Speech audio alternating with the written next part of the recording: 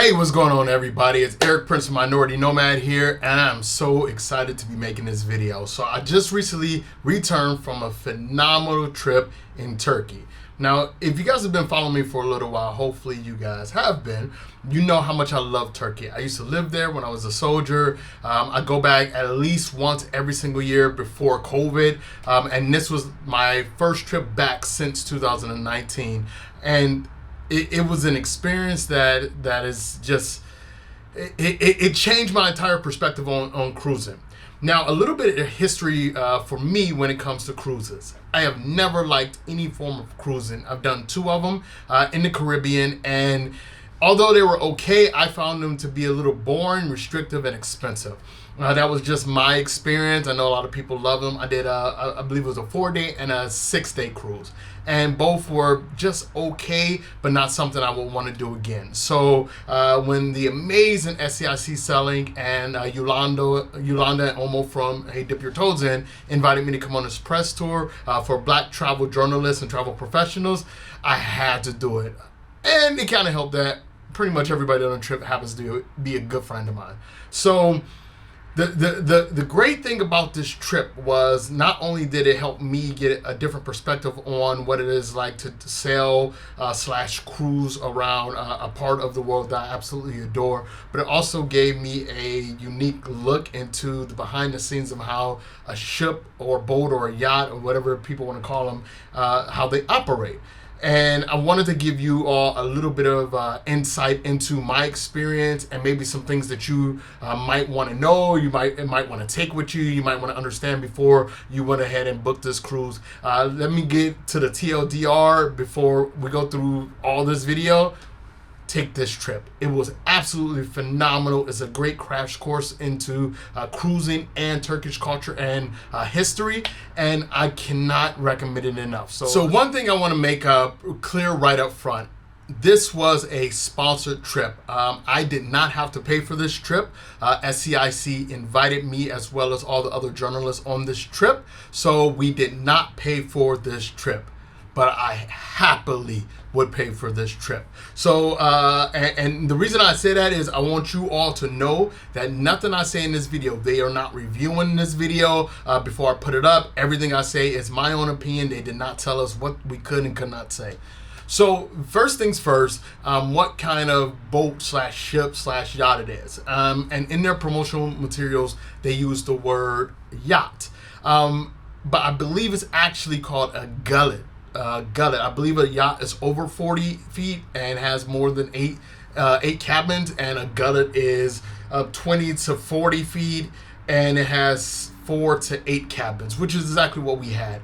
And it's made out of wood as well. And for me, I think that might be like the discerning difference between a yacht and one of these gullets. It's phenomenal because on the tour you're going to see a lot of yachts, like insane yachts. But they're all very cold, very metallic.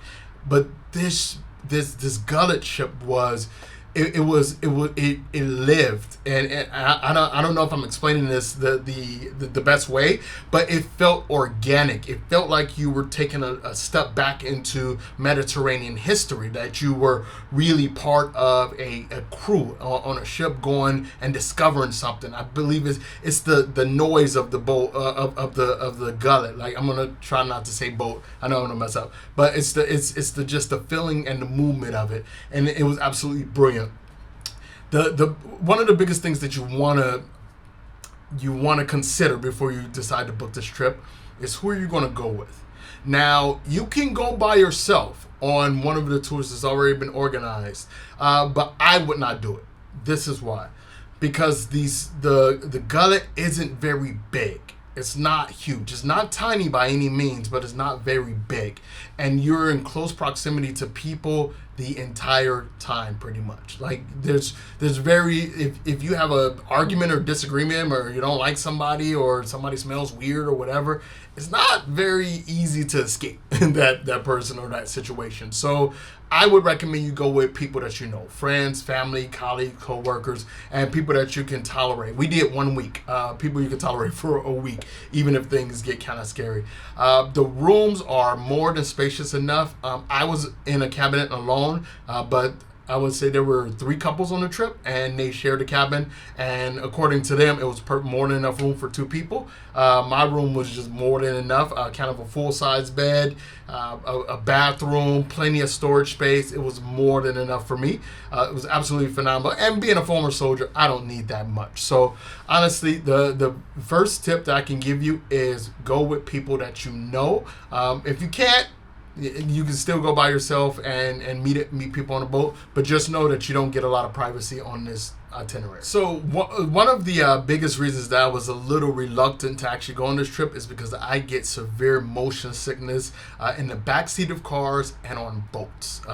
It's just debilitating. Now, there's been times when I had 0 motion sickness in both vehicles that I just described, but if it goes bad, it goes really bad. And there's a big difference between 2 or 3 days of suffering and an actual week. So I decided to go anyway, and I took my medication one time before we got on the very first day, and every other time I forgot. Literally the second day I forgot, and I didn't have any motion sickness at all the entire trip. And I'm not sure if it's because of the size of the gullet. I'm not sure if I was just distracted. I was just having such a good time, but it was just a phenomenal experience from a motion sickness standpoint. Didn't have an issue at all. Food poisoning, not an issue. And here's a foodie tip about Turkey in general. Most of the food in Turkey you're going to find is halal. It's not allowed to be, and I don't want to go into all the details of what halal is. You can look it up. But it's very, very clean and very, very safe cuisine all the way across the board, and very, very fresh. So each ship has a captain, a chef, and at least 1 sailor. We had 2 sailors because we had a larger group of us. So we had 8 full cabins. And chef showed out. When I tell you chef cooked, it was phenomenal. 3 square meals every single day, and it wasn't just some cheese and cold cuts. No. It was proper Turkish cuisine that will rival most restaurants you go to. The food and beverage, 24/7. Unlimited alcohol and soft drinks the entire time you want it. I think we ended up getting to a point where we did have to go buy some more snacks, because I don't believe that they had ever had a tour of all Black people, and I'm sure other cultures are like this, but as Black people, when we hang out, we listen to music, we have fun, we snack a lot. So we just devoured their snacks in like the first 2-3 days, and then we had to go re-up. But it was absolutely no problem. They're phenomenally accommodating. We had some people with dietary restrictions that were 100% taken into account and taken care of. We had 2 sailors who weren't a big fan of a lot of it, just the way the eggs were cooked, like the eggs. So they totally redid everything and hooked them up. So the food was phenomenal. I honestly would say the food was some of the best I've had in Turkey, and I lived in Turkey. So it was just absolutely brilliant. Chef was wonderful. But the question is, like, what would you need to bring in terms of like making sure you don't get too sick? I would say definitely bring something for your stomach, just in case you're not used to the cuisine. Just in case, definitely bring your motion sickness, because there's times when you'll hop into a smaller boat to go on the excursions, which we'll talk about a little bit later. Sometimes in the evening, you're just the water can get a little rough, a little choppy at times. If you're not used to that, it could be a little tough for you. So I say definitely bring your motion sickness medication, and the crew actually has some for you if you actually really need it. If things get too crazy, they'll get you right off the ship. You're never too far from land in an emergency situation. So I would say that. Any personal toiletries that you might need specifically to you, I highly recommend you get a higher level of sunscreen than you would normally need, because even now, after like a month, you guys can see I'm still rocking that tan. The sun is intense on the Mediterranean, especially with the water. The UVs are getting intensified, so you're going to get a heck of a tan out there, even if you're not trying. So definitely focus on those little things, and you're going to have everything that you need. My next tip is do every single excursion that they have. These excursions are phenomenal, and especially for somebody who has never been to Turkey before, I believe that the 1 week cruise is a great crash course into Turkish culture, history, cuisine. We visited ruins, we visited markets, we visited little secluded beaches and lakes, and I mean it was just an absolutely wonderful excursion experience. I can't, and I don't want to run down each one, so I'm probably going to toss up a whole bunch of B-roll right here. But I believe my favorite excursion that we did was this wonderful little market tour. And it was a market tour in an area of Turkey that doesn't receive a lot of tourists other than those who are jumping off ships. So I think they were more excited to see us than we were to see them. We got to try some just phenomenal fruits and vegetables, some amazing Turkish dishes that they actually made for us. My friend Marty Neek actually was able to make one with one of the local women, and the whole time most people aren't speaking any English, so it was just more of that vibe, that connection. I don't believe we even had a guide on this one. I don't think we had. Yeah, if I recall, I don't believe we even had somebody who went out with us. I believe we just jumped off the boat and just ran around.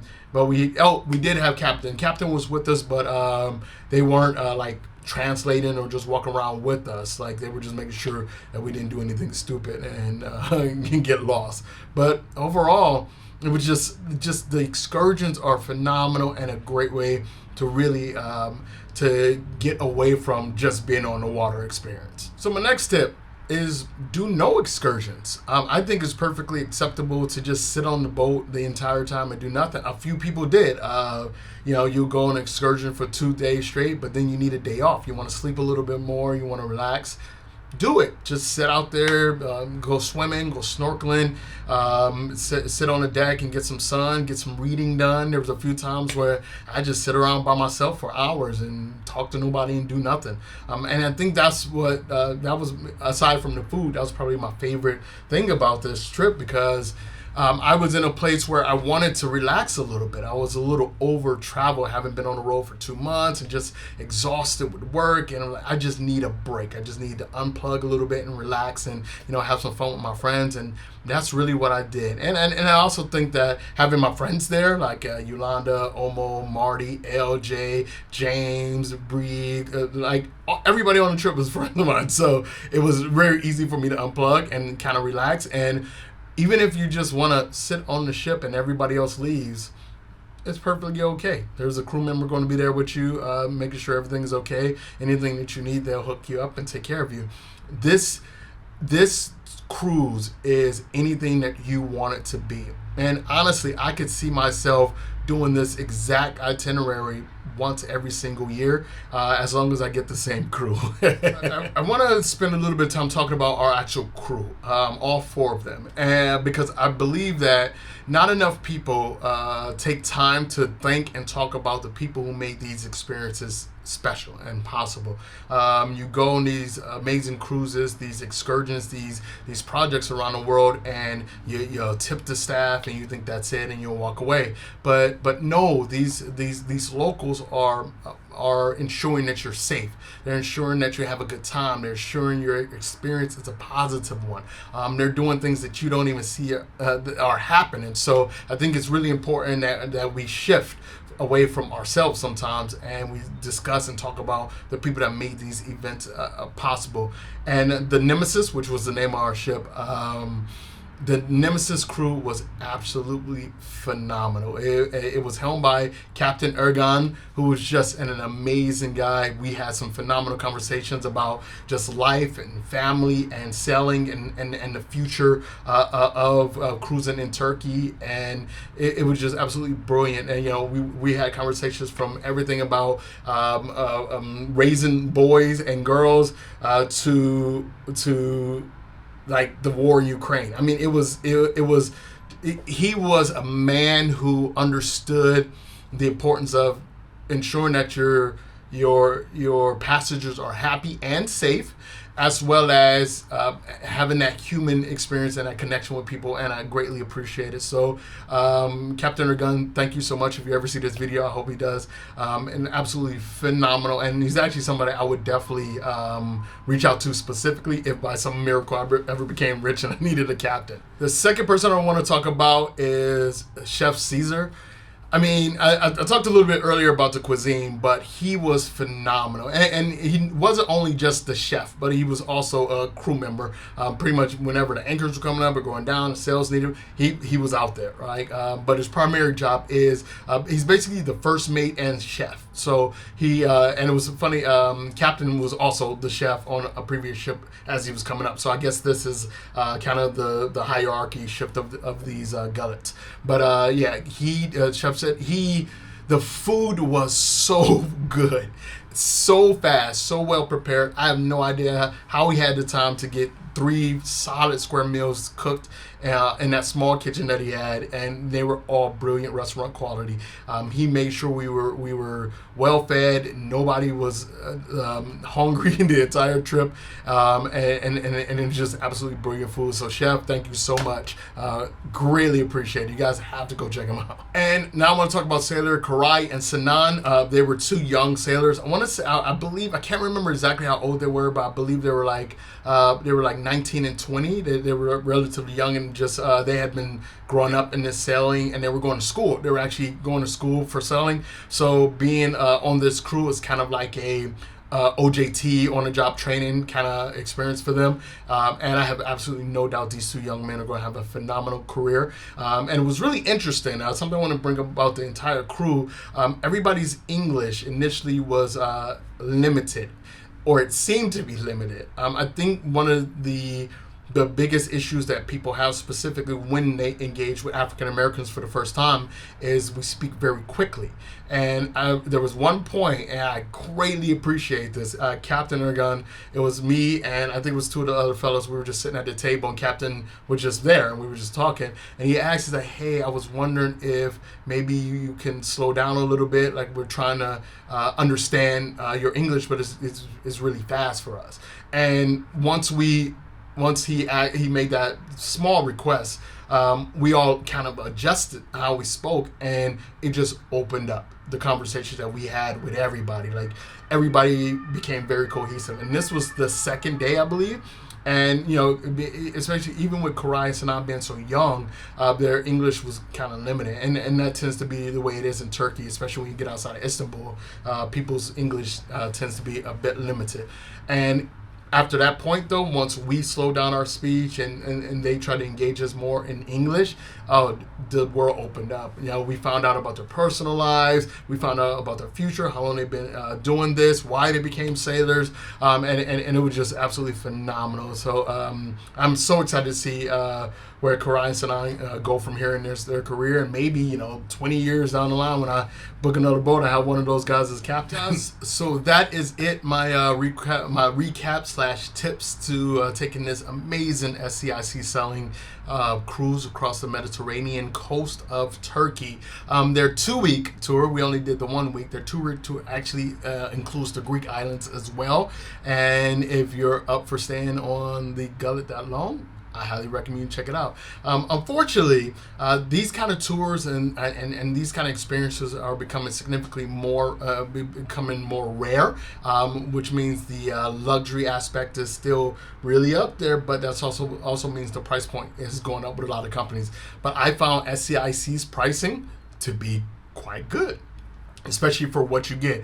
3 solid meals a day, unlimited alcohol, unlimited soft drinks, snacks everywhere, some amazing excursions. It was just a phenomenal experience, and I believe it's worth every single penny that they're charging for it. And I think it's a great cultural experience. If you have never been to Turkey, have been a little nervous about going to Turkey and experiencing it, this is a wonderful, wonderful experience. It was, I recall we had a sister ship. So we had another ship that was sailing along the same route, and we just ran into each other at pretty much every single excursion.